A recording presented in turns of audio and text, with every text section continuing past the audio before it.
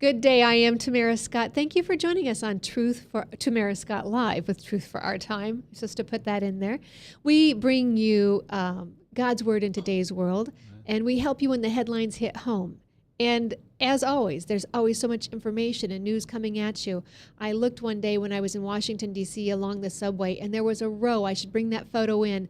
There was a row of newspaper vendors and boxes, and I thought, there is no reason for us not to be informed and not to know what's happening in our country, and yet so many of us are, because it's happening so quickly it's hard to keep up. Today we're going to focus on a couple of different things. I have some exciting guests joining me, Chuck Hurley with the Family Leader and Tom Chapman with the Iowa Catholic Conference. And actually it's just Catholic Conference in general. Yeah, that's right. Well, a lot of states have a Catholic conference too, and the U.S. bishops have a Catholic conference, so we'll answer to any of it. So very good, which is perfect because people ask when we're talking about possible sponsors, well, are you a state show or a national show? We do both. We do both because often things impact both, and we give you both levels of which they will affect your family. We do want to thank one of our sponsors at this point. Crave Ministries has come on and joined us as a sponsor, and you can find them online, crave.org, Christians Reviving American Values. We're very pleased to have them come on board, and they're doing that so that if you want to give to a 501c3, you can do that, and they'll help us with this show. So we appreciate that, and if you know of another organization that wants to come on board, make sure that there's truth out there because there's so little of it in all those boxes that I saw along the subway and all those TV stations that are on. If you want to make sure that there's a little bit of voice, truth, a little light in the darkness coming out, we'd love to have you join us as a sponsor.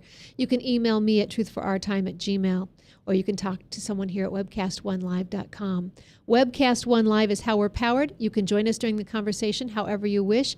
855-244-0077, 855-244-0077, and also, you can go onto the webcast1live.com. There's a chat line. I won't be on today because they changed the password, and I have to figure out how to get myself signed back on. So maybe as we're going along, Ryan can put some of the websites on for you, and you can chat with the other listeners while we're there. A couple of things in the headlines.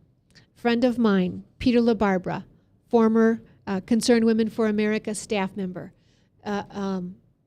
a guardian of truth. Americans for Truth is the organization he's with, had traveled to Canada to speak at a pro-life conference. I believe it was Regina University. He was detained at the border and told he wouldn't be allowed into the country. Those were the first headlines I saw. Immediately, I wondered if it was my friend Peter LaBarbera, but I thought I heard he was somewhere else.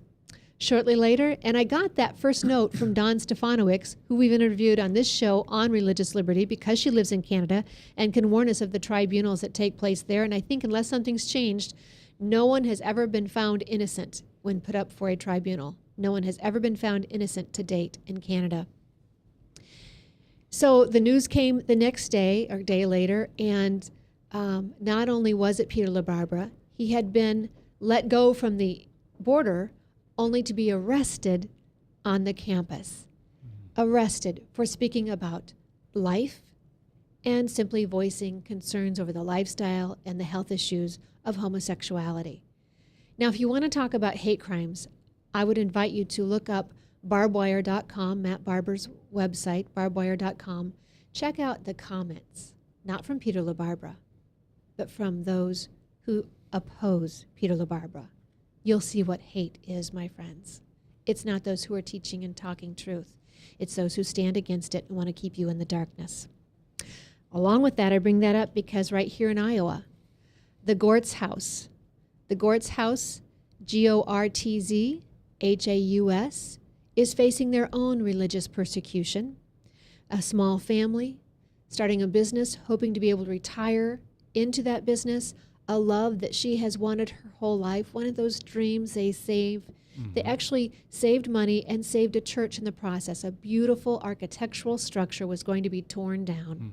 They saved the money, bought the building, and she put an art gallery in there. She's an artist herself. She makes jewelry. She does paintings. I got to stop by there yesterday and have time with Betty Gertz Odegaard. Odegaard. What a sweet person. She's great. Great staff, beautiful wares and things that you can purchase, art. But their business is down. The Chamber of Commerce has been quiet. Those friends they thought they had are not coming out so strong. When the persecution starts, people tend to distance themselves. So I bring this up to keep them in prayer. The Gort's House, if you live anywhere near central Iowa, it's worth your drive. They have dinner, they have lunch, they have desserts anytime in the daytime. You'll love to see the jewelry. I'm going to hold this up, and I don't know if you can see it. I bought these. I'm not a big jewelry shopper, but I did buy these because they're made by someone specifically for the Gort's House. I thought they were fun to wear with jeans, and that way I was giving to an organization that actually could use your support right now. Much like Duck Dynasty, much like Chick-fil-A, much like Hobby Lobby. It's happening. It's not just big corporations. It's your neighborhoods. It's happening to people you know that will impact your communities. And if you think they just want to silence those right-wing, far-right conservatives, Condoleezza Rice was to speak at a university just not very long ago, and people tried to silence her as well. And she's not known to be a far-right conservative, more of the moderates in the Republican circle. And so understand, it's not just those on the far right. It's not just those who are religious. It will be everyone who opposes the agenda of those in control if we don't stand by the laws of the land and the First Amendment freedoms and liberties that we've so long enjoyed.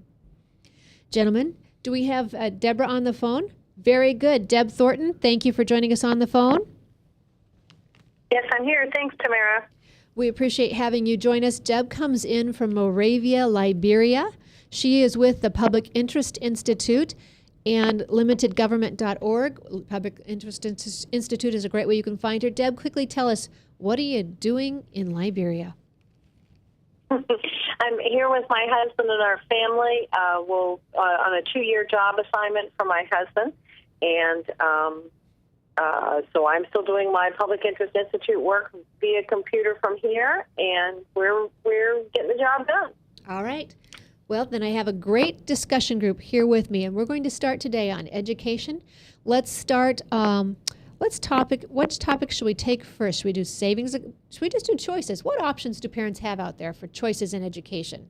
Well, certainly here in the state of Iowa, there's different choices. Obviously, there's homeschooling, which the legislature did some good things last year, and Chuck can talk about that maybe in a minute.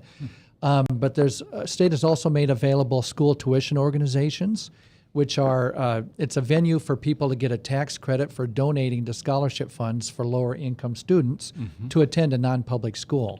And that program was expanded last year to $12 million. And so and it's a 65% tax credit. So for example, if I give a $1,000 donation, I get $650 off of my Iowa taxes. And so that helps raise money for these scholarships to go for lower income people to attend a non-public school. So that program has been around since about 2006 or so. It's grown a little bit over the years, and one of the things we'd really like to do is increase that and make it a lot bigger in the future. But it's a very viable opportunity for people. Tom's a humble guy. He has led the charge on Capitol Hill for school choice. The Catholics have been educating their children probably better than the Protestants since, 18-something. Yeah, a long time, 150 years for sure. And Tom is very knowledgeable, very diligent, very smart, and gets the job done very, very well. So we praise God for Tom and the Catholics. There are a bunch of Protestants now who are kind of coming along and getting on the bandwagon. And so the school tuition organizations are just a phenomenal opportunity, both for the donor to get a huge tax deduction. Something Tom didn't mention was you can also put that $1,000 deduction or whatever amount you write the check for. You can also put that on your federal income tax, Schedule A, and at whatever rate tax you pay, and just a few days ago, the top rate bumped to 39, you could effectively get close to 100% savings on your donation. So that's a great benefit. People just from a stewardship standpoint would want to give to that STO. So I want to. So you get the $650 on the state income tax, right? But you can get the 100%. Well, you get a deduction on your federal. It's a deduction taxes. on federal, as opposed to a tax credit on the state. But it effectively ends up being whatever your tax rate is at the federal level. Right. Let's say it's 15%. Well, then you could save 15 cents on the dollar, Right. or $150 on a $1,000 deduction. So if you are at the lowest rate, 15%, and you get $650 saved at the state, you're cents on the dollar minimum. So that's a fabulous opportunity. But way more important than the donation for the donor is the opportunity for the poor children in Iowa. And now thousands of kids are getting the chance at private school because of the STOs. Deb Thornton, if I could bring you into this portion of the conversation, we're talking about thousands of poor children, and often those are minority children. And I know you were just in a conversation dealing with African American students, and I know someone tried to take you apart on that issue. It's so shameful that every time we do good work, it just can't stand on its own. Somebody has to attack the motive or try to undo the good we're doing. Give us an update on that. Well, a couple of things, and one thing also to add to the STO discussion is folks that want to contribute to this. There's various STOs around the state, so you can donate to one that's in your region. That I could donate to one that's close to Iowa City that benefits the low-income children from that Iowa City area. And secondly, on that, those donations, even though the legislature raised the maximum tax credit limit a couple of years ago, enough people give that those max out, those credits max out well before the end of the year. Generally, those credits are gone by October.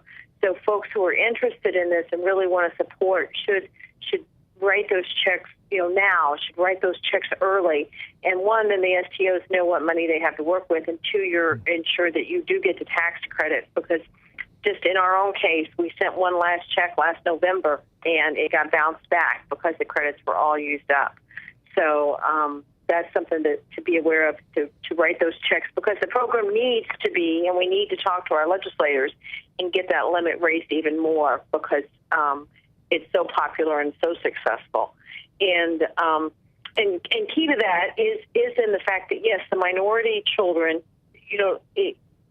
low-income children of any type, but particularly minority low-income children, really need the opportunity to choose what school their parents want them to go to, and not just be assigned to their neighborhood school.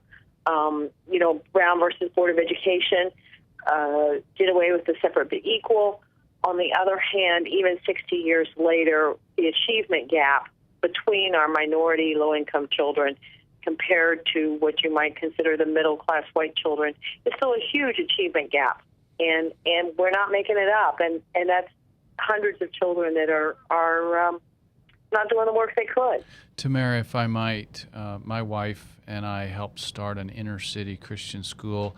82% of the 90-plus kids that attend here in inner-city Des Moines are minority students. 90+% are very poor. And so that's another opportunity, although it is not accredited, and so it doesn't qualify yet for the STO money. There have been enough donors to keep the doors open and actually for the school to thrive. And though it's not accredited, so you can't get the STO, you can still get maybe a tax credit because it's a 501c3. Yes. So people are keeping it open that way. That's and correct. That reminds me, wasn't Liberty Law School not accredited when it first started? I don't think. Yeah, a lot of schools start without accreditation and they build up to it. And accreditation, and let's be honest, is a little overstated in the sense that the worst public school in the state and the worst Catholic school in the state are accredited. You know what I'm saying? So it's a floor. It's a very basic floor. And so it's not a bad thing, obviously, and there's some good things about it, but just the fact that you're accredited doesn't really prove a whole lot. And I want to touch on what Deb said. She hit a point that I have said for so long. Your address may determine what time your mail is delivered, when your trash is picked up, but it certainly should not determine where your kids are educated. That is your choice as a parent. Yeah, I think that's a real important thing, and it is important to help lower income people, and we definitely support that. But the first principle is that parents are the educators of their children. Yes. And they should have a right to choose the school and have some assistance from their tax dollars to make that effective, And we don't want to get into this show because it's a whole nother show, I think, but I just saw someone ask the question, show me in the Constitution where is the education provision? Well, the United States Constitution doesn't have anything per se. The state constitution does. And so there are some issues there. There was a fellow by the name of James Blaine who was an anti-Catholic guy, and he tried to stop Catholic schooling over 100 years ago. And so there are some challenges constitutionally in the states. But the good news is, and Tom can share more detail on this, I'm kind of flying at the 30,000-foot level, but 2 or 3 weeks ago in Arizona, the Arizona Supreme Court ruled that education savings accounts are constitutional, and now 220,000 Arizona school children are eligible for education savings accounts. That is fabulous news. We finally are seeing this little trickle turn into more of a large stream. It's not quite a flood yet. Right. And certainly, I mean, Iowa's one of the states where we're starting to talk about education savings accounts. Mississippi had a proposal which just didn't make it over the hump this year, and a couple other states. And the key thing about making those programs constitutional is that it's due to the parent's choice. So the state is not directing funds to a religious ministry, it's the parent's choice, and that's what makes it constitutional. So there was a bill here in the state of Iowa to enable education savings accounts. Basically what those are is I tell the school that my child is not going to go to a public school next year. Then the state would set up a savings account and put in about $5,600 into that savings account. And that way parents can use that money to go to a non-public school or homeschool or whatever works best for their children. Now, I lost track a few years back, but not too long ago in Iowa, the total tax dollars, federal, state, and local, that go to educate one child in public school per year was over $10,000. And so I think it's now closer to 12,000 or something, and nationwide it may be even higher than that on average. So let's just say it's 10,000 to be super conservative. The state eventually saves money if they have more children home or private educated, because they aren't spending that 10,000+ per year necessarily. It's very complicated. There's fixed costs, there's annual costs, but the point is public or private education has higher test scores on average for much less outlay of cash. So I can put it on a bumper sticker: better education for less money. And that we all should be for that. But there are powerful interests, like the teachers union, who don't agree with that bumper sticker. So not only does it save us just the fiscal dollars, but what it saves us in children being better educated, being better able to get college scholarships or even go on to college and even be better educated so the career field. Absolutely. That is the key thing for my heart, and I know Tom's heart is the same, is let's seek the best possible education for each child. And the parents care more than anybody else, and so let's empower parents to pick what's best for the child. And I would argue that parents are going to be more invested in their public school if they don't make a choice for a private school. Yes. Because they know they have a choice, and that's where they want their child to be, and they want that school to work. And so that's why you're going to see that achievement levels in the public schools around those private schools will increase, and the achievement levels of the children who maybe switch from public to private will increase. And so, as Chuck said, that's the bumper sticker. You're going to get better achievement for less money. And so we hear the concern about the public schools. They'll go out of business if we do this. Not the case if, like you say, they can raise their level as well. But two, we always hear about overcrowded classrooms. This would help the overcrowded classrooms without an expensive bond referendum. The school doesn't have to build on. It gives teachers actual freedom and competition for salaries in the workforce. Well, just to put a... Tamara, I'm sorry. Yes. Tamara, if I could jump in here for just a second. One thing that's interesting is the Friedman Foundation for School Choice did an Iowa survey last year. And in that survey, they found a couple of key things that were really pretty important. One is that something like a third of Iowans, just on the face of it, when asked, they would prefer to have their child in a private school. If money is no object, and they have a choice, a government school or a private school. A third of Iowans, just at the very face of it, would choose a private school. However, we have something like 5% that are actually enrolled in private schools, which means that it does come down to a cost factor as to what people are doing. And then the second part of that was, as they were doing this survey, when people were asked just generally, do we spend enough on school, on education? People generally said, no, we don't spend enough on education, and we should spend more. When they were given that $10,000 to $12,000 figure as the dollar amount that was being spent per child, well, then their story changed. When they found out how much we were spending and thought about that in terms of the results that we all know we're getting, all these people switched. And they said, no, we are spending enough. No, really, that's how much we're spending? We're spending almost $12,000 a child? Well, that's plenty. That should be enough to educate my child every year. So part of the fact is that people don't know. It's a heartstrings approach. Yes, we need to spend more for the children. Yes, we need to support our public schools. And Iowa has a strong history of doing that. Yet when people realize how much we're spending, then they say, oh, well, you know, that's really enough. And that's so a great... Those two things are both important to know. Absolutely great point. Deb Thornton, Public Interest Institute, joining us from Moravia, Liberia. I just love saying that. We're an international show now. I love it. Because of Deb. Chuck Hurley from the Family Leader. Tom Chapman from the Iowa Catholic Conference. We'll be right back. We've got to take a message for our sponsor. We've got to take a break for our sponsors. Stay tuned. Tamara Scott Live, Truth for Our Time. We're powered by webcast1live.com. From the RE/MAX Real Estate Concept Studios, this is Webcast One Live. I'm Brian Leach, owner and general manager of Service Legends. I brought along a couple of the home comfort heroes. Hi, I'm Tammy Wells. I am Nick Wondershad. I'm administrative manager I'm the senior technician. from Service Legends. It seems like every good thing, when you feel it to the bone that it's good, there's a lot of hard work put behind it. I don't think that you can fake it and have it turn out good. You know, if we seem like, okay, that's just weird, it's just a furnace, why would you believe so deeply in a furnace? It's not just that, you know, we want to show the world that you can have good service. Yeah, I mean, it's your home. You know, it's built into our daily trainings, it's built into our culture, that we're gonna do whatever it takes to have each client say they love us, period. That's why we spend all the hours in the training that we do. And if we guarantee it's gonna be a good experience for you, or else it's free, what type of work do you think we're gonna do? There is a guarantee.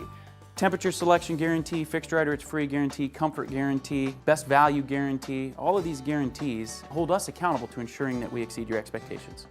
And if for whatever reason we'd fail and we can't make it right, we guarantee all of those guarantees with a 100% money back guarantee. I mean, if you don't think that your technician can fix it right, are you gonna say that to a client? No.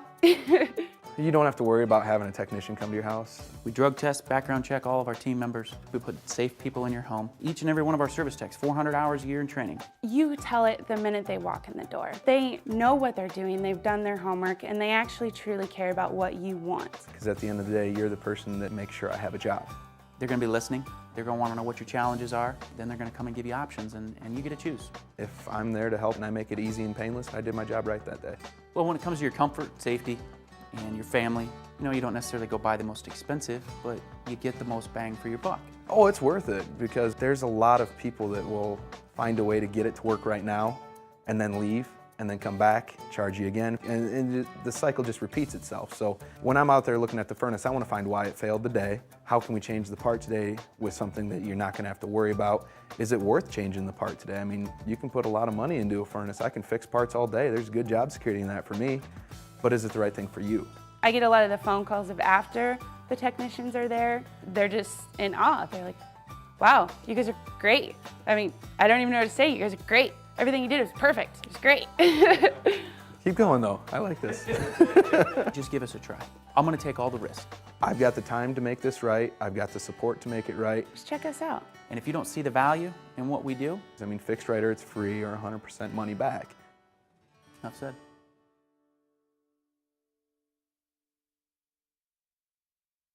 Well, thank you for staying with us. I am Tamara Scott with Truth for Our Time. And my guest in studio, Chuck Hurley with the Family Leader, and Tom Chapman with the Iowa Catholic Conference, and Deb Thornton with the Public Interest Institute. Experts, all of them.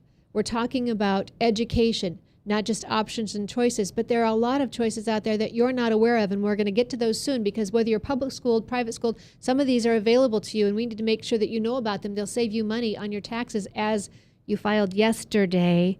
Some of you might have filed an extension and could still add this on, and I think there are ways you can still amend a tax form if that doesn't wave too much of a red flag for the IRS. If you've labeled yourself a Christian conservative or given to any of those groups, you're in trouble anyway. Well, the Iowa tax return is not due until April 30th. There we go. So you can still get 65% On the tax credit for STOs. Tom, tell me, is that student tuition organization? It's school tuition. Oh, I called it scholarship Well, tuition. that's okay. It works. Everybody knows STO what it is, but it's school tuition. School based tuition on schools. organization. Okay. Right. Now, Deb raised the excellent point. 1/3 of parents prefer private education. If money were not the issue, they would like to have a choice. Well, it's actually, that was non-public schools. If you put in charter schools and homeschool alternatives, just over half the people wanted something other than the public school. That's I mean, great. that was the survey. And so I found that really interesting. So the 1/3 of parents who want private are in public schools. No, they're saying they want non-public They want schools. non-public. And then there are other options like perhaps charters, which there aren't many in Iowa, or homeschool. But if you add it all up, something other than the public school, it's a little over half. Okay. Now, one of the things we were talking about with that tax credit, and Deb brought up that if you don't get in early, you might not make it in that 12 million window. But some of the other things we're talking about, there is no limit. And so one of the other options that I think most people don't even know about, and maybe if we need to stay with education savings accounts for a little bit, we can. Should we finish more than that, or am I jumping ahead? Well, let's just finish at least one thing with that, and then we could go to the other. My husband when has we're to say talking that to me about, all the time, that Tom. survey I thought was interesting. And it has to do with how, you talk about these things, I think. But one of the things that we found in that, and I say we because Friedman Foundation, collaborated with a lot of groups to put that survey together, in that there's a lot of support for public schools in Iowa.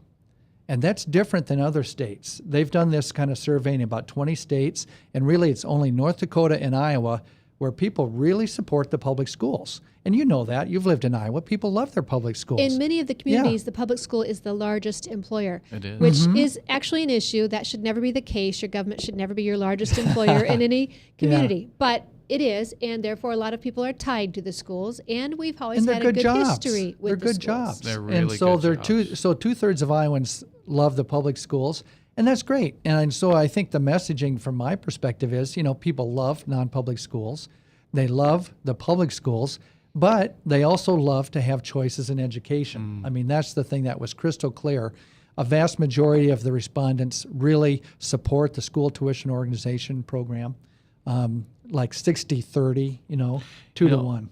Tom makes an excellent point, is the way that we message and even the tone of our voice and that sort of thing really matters in this, to try to move public opinion, to move our legislators to open it up for education savings accounts. And I confess, I had a pretty rough experience with my foster kids 30 years ago in the public schools. And so I don't always speak as kindly as Tom does in that regard. And I really have to watch myself because I saw some bad things, and I've read some bad things.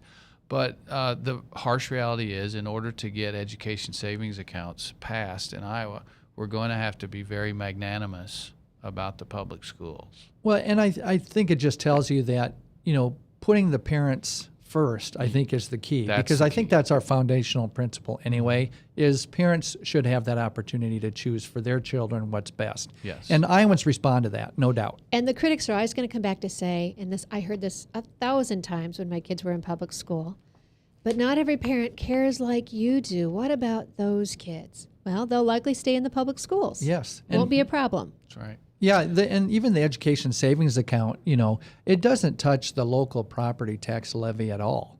All it does is that if a student is not there, the public school's not going to get money for that student who's not there. That's all it is. It's kind of like open enrollment.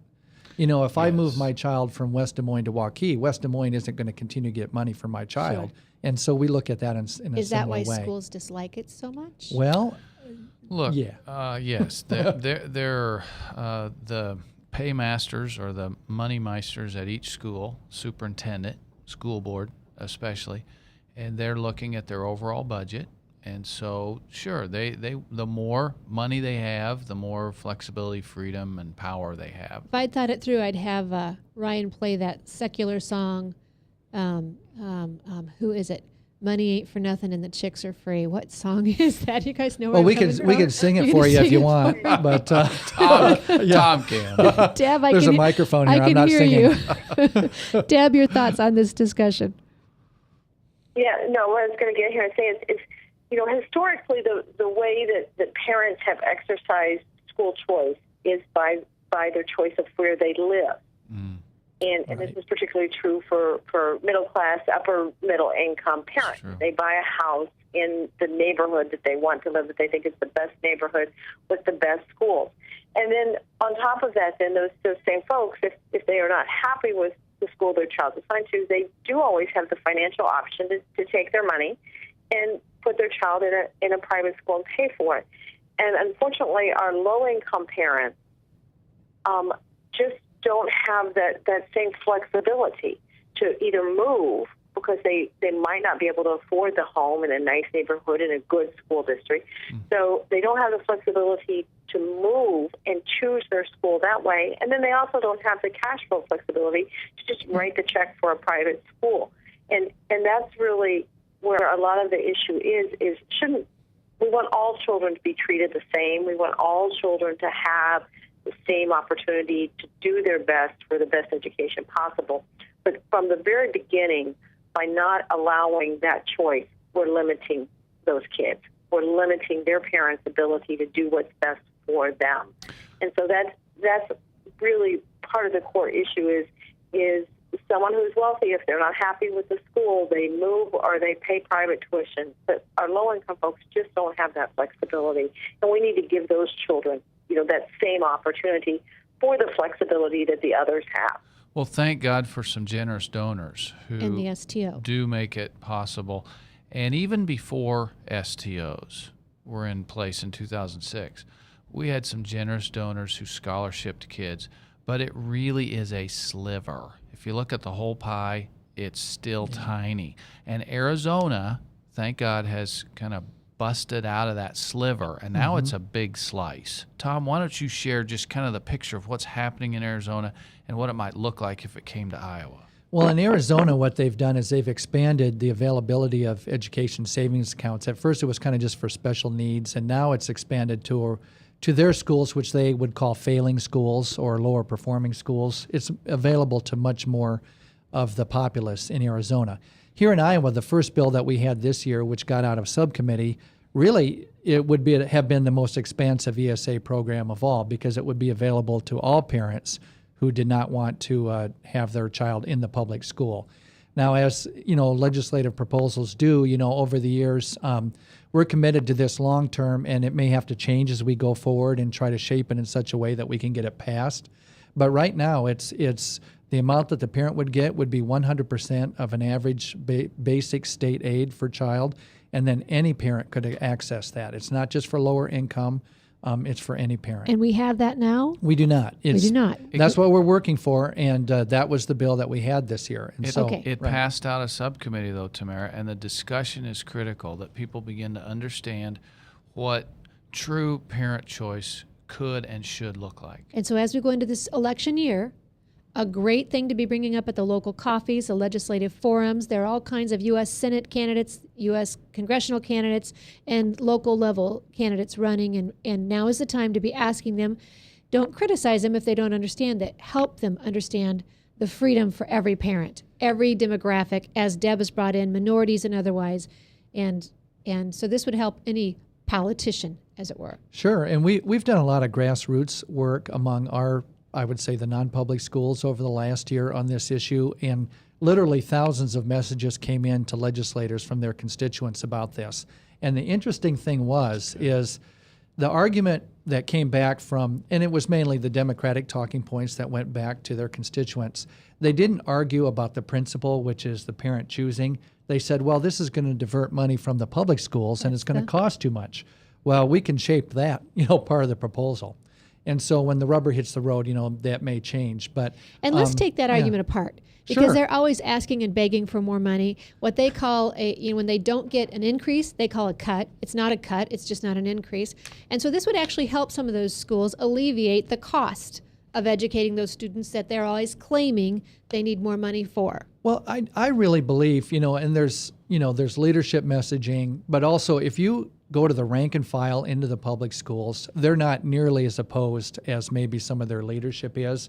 I mean, you would be surprised, maybe you wouldn't be surprised, but people that work in the public school systems in different parts of the state have come to some of our meetings and say, we really support this. In fact, if you look at the statistics, public school teachers send their children to private schools at a rate over 100%, over 2 times the rate that non-public school teachers do. Whoa, you're saying not 100%. It's more than double. It's double the rate. It's double the rate. So not 100% of school teachers send their kids to private schools, but 100% more than non-school teachers send their kids to a private school. Yes, and that says a lot. Well, it does say a lot, and so Tom's right. There are some rank and file that get this, but the union brass is pretty locked down against this idea. Okay, Deb Thornton, I want to bring you in at this point, and I guess I am jumping from education savings accounts over to the tax credit. We can always come back. But Deb, you wrote a paper recently, and folks, you can find that at Limited Government or publicinterestinstitute.org. This one is called Parents Claim the Tuition and Textbook Tax Credit. Legislators update them now. Deb, in this particular newsletter, and I should have warned you ahead of time I was going to bring this up, but what you talk about the underutilized state tax credit available to parents. I don't think most parents in Iowa even know that they can do this. Can you explain it to our viewers and listeners? Sure. There is the tuition tax cut, or tuition and textbook tax credits. And what that is you get 25%, again, as an Iowa tax credit, not an actual refund, but a credit.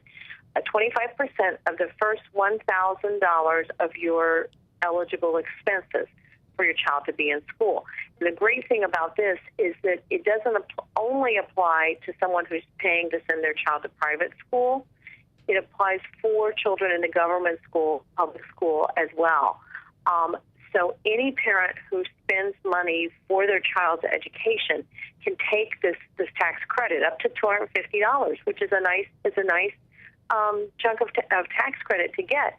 And the list of things that you can claim is quite varied, and it includes things such as ACT and SAT test preparation books. It includes special shoes for sports, like soccer cleats. It can include special clothing for sports and for school activities if you have to buy a specific dress for the child to participate in choir. And interesting, it's kind of fun. One of the things that is also included is tuxedo rental. Yeah, so prom dresses too. That blew my mind. Yeah. You can claim that tuxedo rental. And and it's things like to help the children fully participate. So, for example, if you have to pay for tickets to a show, a play, to a football game, to a homecoming dance, all those costs that are most of us consider incidental, but they certainly add up in that whole school experience, can be claimed on this textbook tax credit. And of all the people eligible in the state, something like only a third of the people eligible claim this. So we've got something like 200,000 taxpayers with children in school who don't claim this. So they're leaving money on the table and they're paying taxes that they don't have to pay. And that's the big deal there, is that this is a good tax credit for all families at whatever income level to take. And they're leaving money on the table. So Deb, I, as a low tax person, I never agree with that. Deb, can you clear up, what about children going to an unaccredited school or homeschooling? And Deb, I'm going to have you hold off on that because I know we need to take another break here, and I'm trying to do them on time, which I always struggle with. So let's go to a break, and when we come back, you clear up for us if they can do that if they're at a non-accredited or a homeschooling situation. And we'll continue this discussion because, as you say, at least 185,000 households with adjusted gross income above $30,000 had positive pre-credit tax liability but did not claim that credit. Folks, you're leaving our government with money they don't deserve. We never want to give them more money than they need. That's just not a good idea. That's like giving money to the drunken, a homeless man. He'll go out and spend it poorly. So now I've made everybody mad. We're going to go to break. Stay tuned with us. I am Tamara Scott Live. This is Truth for Our Time. We're powered by webcast1live.com. Be right back. Get away from us, you neat old credit card. We don't have any more money. We're in trouble now. Save us! Oh, somebody save us! Somebody help! Help! Save us!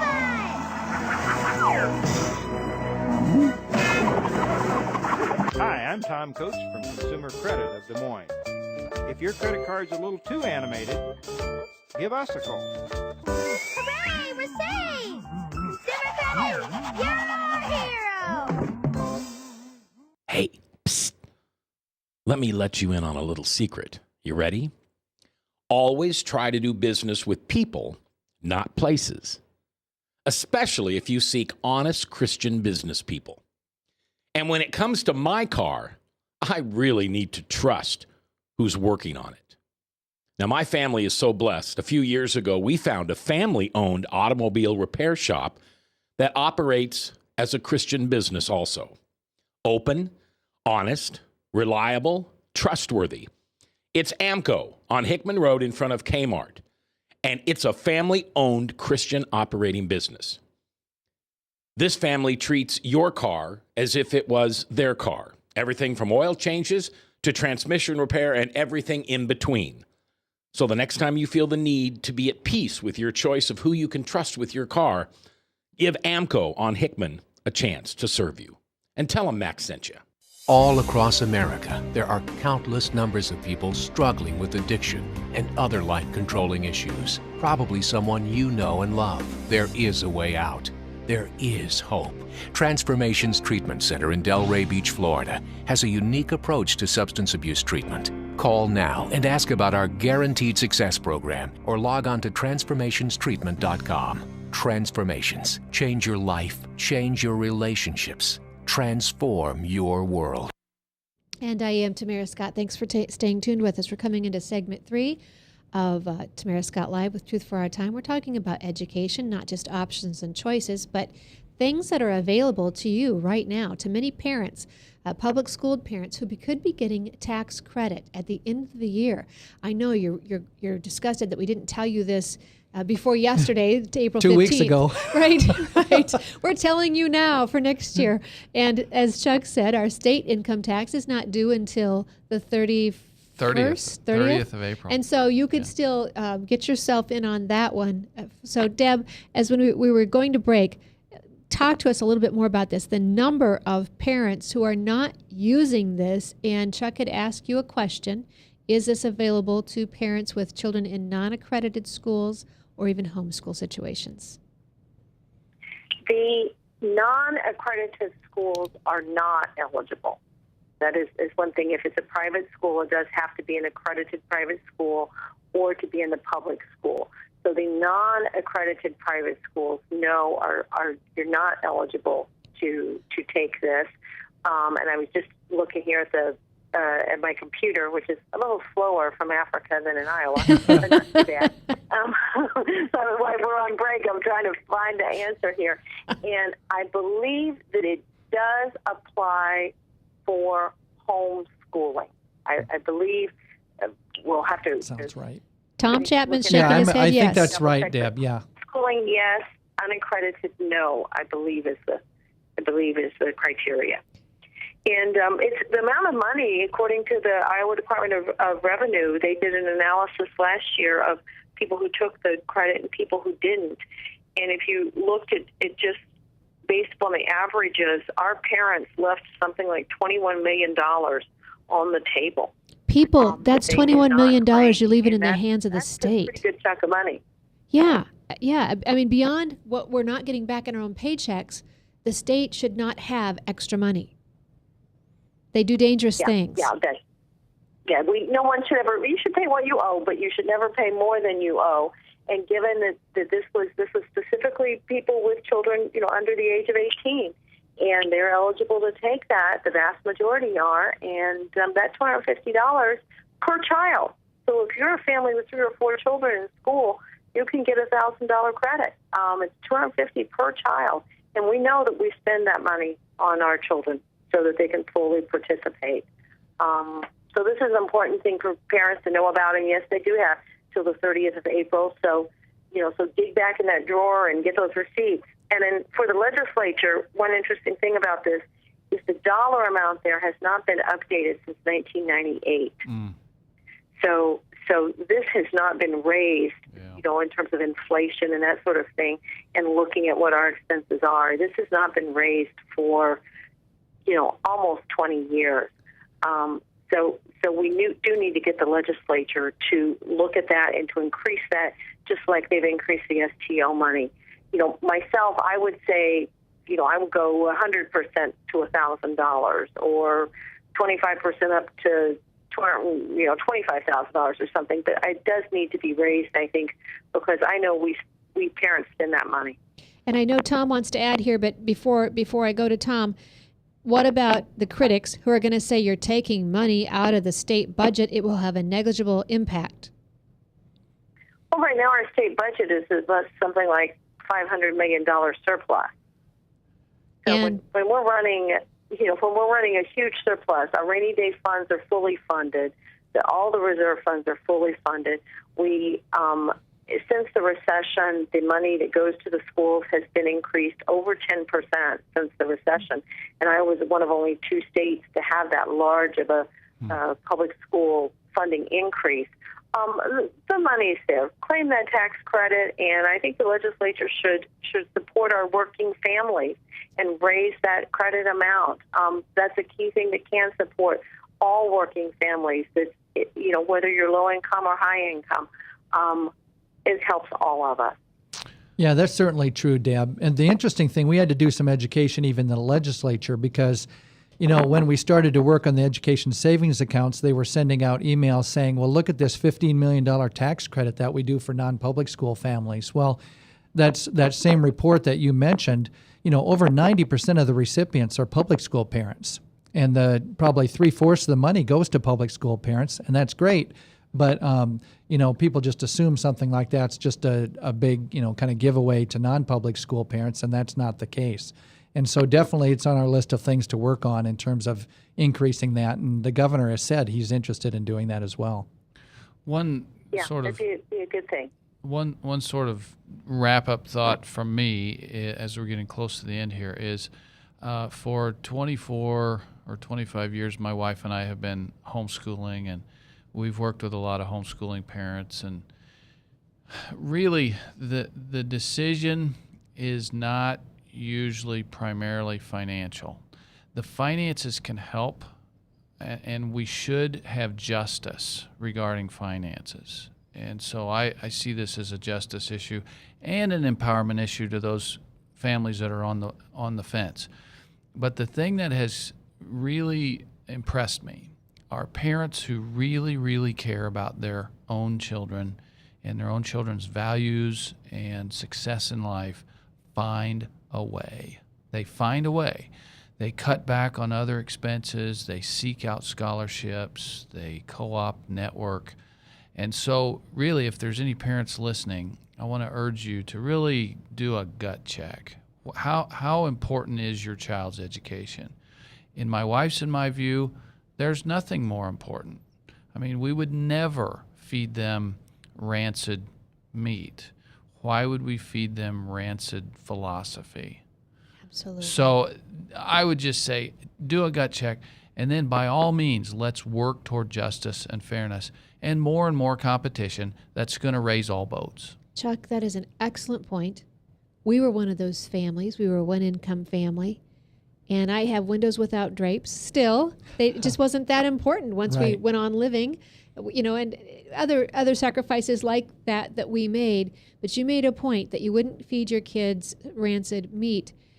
I'll say this to every woman who may be listening. You would not give your wedding ring to a stranger in a mall and ask them to hold it for you. And yet every day, parents drive their children or bus them off to strangers they don't know in the classroom, people they really don't know the worldview or how their temperament may be on a variety of subjects. And you're giving your most prized possession into the care of someone else that you really don't know in a system that is now much like a penitentiary. They are gated. You're only allowed certain times when you're invited, or you check in that front window. You have to check in, get permission to come in. You're given a badge. You're only allowed in the allocated areas. Never can you just go to a child's classroom and pop in and see what the conversation is. And I hear things on the boards have been changed for conferences. Posters have been taken down before parents come in. As this goes into Common Core / Iowa Core and the curriculums that are aligned to that, as this comes in with the anti-bullying bills that are being pushed through a number of states that are not helpful, there are studies out that show that bullying actually increases in those districts where they have anti-bullying programs. Peer-to-peer victimization goes up. More parents, I think, are going to want to pull out and pull away from the education system because unlike a car that can be recalled so that a part can be fixed, these are your children. You can't recall them. Once they've been programmed, it's very difficult to reprogram that thinking into a variety of issues, not just religion anymore and faith, but capitalism, free trade, the Constitution, our American history. All these things are suspect under the teachings that are happening today. In many school systems, we have examples after example of it. So, Chuck, thank you for that comment. Well, and again, I want to have the right tone, and I don't want to overly bash, but when a child is taught that they evolved from slime and there is no special creation, in a very real sense, that is mockery of a holy God, or I would even go as far as say that that's blasphemous to deny that there is a creator God. And so that is the philosophy in the biology classroom, is that we evolved. 12 out of 12 of the nation's leading biology textbooks are rooted in evolution. And so I would just caution parents, don't turn your children over to a rancid philosophy, to a philosophy that denigrates or denies their loving creator God.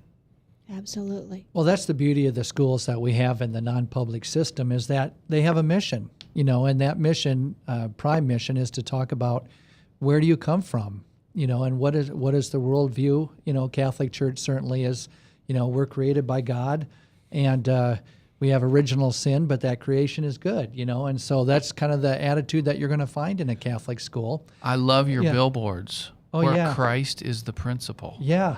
It's just fabulous. Yeah, they do a nice job with that. And certainly people like Chuck and myself are watching every day at the legislature to make sure that schools and parents have the ability to fulfill the mission they want to fulfill for their kids. And so one thing we haven't touched on, the difference between tax credits, tax vouchers, because it seems to be a point of contention whenever it comes up in a campaign. So if somebody in this conversation could kind of clearly bring us through, what is the difference? What should we want or not want? Yeah, I think anything along those lines can work. It depends on your state constitution. Iowa's constitution is such that it has a Blaine Amendment, which says that no money can go to a religious blasted Blaine. mini. Yeah, I know. And those are the type of things, it's just almost unthinkable to get fixed in this day and age. And so you have to work around it. And the way you do that is you make it the parent's choice. And that's what Arizona's ESA bill does. That's what our bill does, is the parent then chooses. Because I think there will be new schools that are formed. If we get an ESA bill passed, there'll be new schools. Some of them might be more academies, and that's good. I mean, we need to have a lot of options for people. Choice. Exactly. It's choice. It's competition. It's not about religion. Things always improve when you have competition. They do. Yeah. So I think there are many models. That's one model. Tax credits model. If the state wants to give money directly in a voucher system, I think that works too. In some states, Indiana does that. They have a Blaine Amendment, so it can work. It's just a lot of different options are available. Chuck, anything to add? I just want to emphasize we have some very able people in Iowa. Tom is at the lead of that pack. There's some others, Trish Wilger and Eric Goranson, and there's just a number of people that are ready, willing, and able to help you, the listener, walk through this minefield, if you will, of school choice, and Deb, obviously. But we have to have a change in leadership up on Capitol Hill before we will ever get ESAs passed.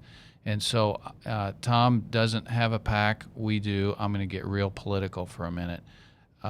You should get involved in a few key races in the Iowa Senate this summer and fall if you want to advance school choice. If you're okay with having a monopoly with the government schools, and parents not having that choice, poor parents not being able to afford it, and not having justice, fairness between parents, then you can sit on the sidelines. But I would strongly encourage you, don't sit on the sidelines. Get a hold of us, thefamilyleader.com, or call our office, and Greg Baker or I will tell you which races to get involved in to really make a difference on school choice. And Deb Thornton, do you have anything you want to add in our last 5-minute round off? I would second that, and because we do have to have Republican control of the Iowa Senate in order to move this issue forward, simply because the Democrats in the Iowa Senate are not going to allow it to happen. And the big thing there, as always, is follow the money. The Iowa Teachers Union gives 100% of our teachers' union dues PAC money to Democrat candidates. And we all know that every teacher in the state of Iowa is certainly not a Democrat. And every teacher in the state of Iowa certainly does not support the initiatives coming out of the Iowa Senate. And yet their union dues money, which of course is originally taxpayer money going to pay the teachers, goes 100% to those Democrat candidates pushing those ultra-liberal agendas. And the one thing that the teachers union is adamantly opposed to is school choice. And I would echo that. We've got to get that Senate control, and we've got to address this issue of all of that union money going only to one political party. And those teachers, I don't think the teachers themselves don't know that that's where their money goes. And they also need to stand up and to take a position and make their opinions known as to what's going on with their leadership. Real briefly, we have great candidates in swing districts, so there's no excuse not to win the Iowa Senate for school choice this fall. All right, Tom? First, I'd say I do agree with the political analysis on this issue and on that. Secondly, I'd encourage people to go to iowaace.org. It's the Iowa Alliance for Choice in Education, and that's where you can get involved and stay in touch with this issue. Obviously, both of our organizations, Iowa Catholic Conference and the Family Leader, also have websites, and that you can sign up for our stuff there. But Iowa ACE also has a PAC, and that's not church work, but I also am a donor to that PAC, and they will go to any candidate that supports school choice. And so that's also an option for people. If they want to get involved with their checkbook, go to Iowa ACE and learn more about the Educational Opportunities PAC. iowaace.org. And very quickly, in maybe a minute if you can, I see on here parents will apply through the Department of Education. The program will be administered by the Department of Management for the education savings accounts. Is there a concern for parents that they don't want to be under the heading of the Department of Education or submitting to them in any way? Well, the concern is we want to have the Department of Management running it because I think that's a more objective place to be running, because it'll be like a debit card with certain vendors. And so I think people, we will not agree to a bill that will not allow parents to live out that choice. Okay. All right. So we've got to come back down to that last minute. Deb Thornton joined us. She is from the Public Interest Institute, limitedgovernment.org. You can find them. The phone number if you'd like to contact that organization is 319-385-3462, 319-385-3462. And in 30 seconds, thefamilyleader.com, or call me 515-238-9167. God bless you for your concern. Tamara, I thank you for this great program. Thank God. I'm wondering, when are you going to get on Fox? Yeah, you do. Yeah, you're doing a great job, Thank Tamara, you and I so appreciate much. the opportunity. Oh, Ryan, save that part. Thank you so much. Tom, your organization contact. Yeah, www.iowacatholicconference.org. You can sign up for our network and get our regular emails during the session, and we're happy to have you. Very good. I thank my guests for joining me today. We're here to inform you. You don't have to inflame to inform. We just want to get information out there, education to you in your hands, because people are fearful around this country. And the reason they're fearful is they don't know what to do. They don't know what they can say. We're offering you a chance here with your own kids to make a difference. And what a great opportunity that is. I am Tamara Scott. Thanks for joining us today. Be encouraged. Never be complacent.